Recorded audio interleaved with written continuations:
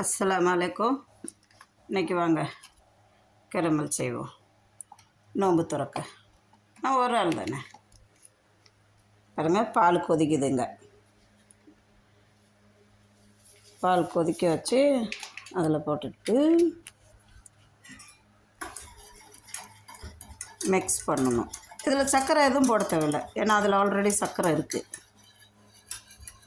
இன்ஷா அல்லாஹ் இது நல்லா கொதிக்கட்டும். இதை இப்போ ஒரு பாத்திரத்தில் வச்சுட்டு அது மேலே அதை காய்ச்சி ஆற வச்சு தான் ஊற்றணும். அப்படியே ஊற்றினா திரிஞ்சு போயிடும். இன்ஷா அல்லாஹ் சூப்பராக இருக்கும்.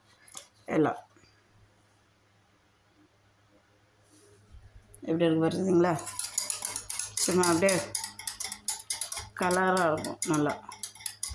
இதில் எல்லாம் இருக்குது, சர்க்கரை இருக்குது, எல்லாமே இருக்குது. ஒன்றும் நம்ம போட தேவையில்லை. பாலை கொதிக்க வச்சு அதில் போட்டு நல்லா கொதிக்க வச்சு இறக்க வேண்டியது தான்.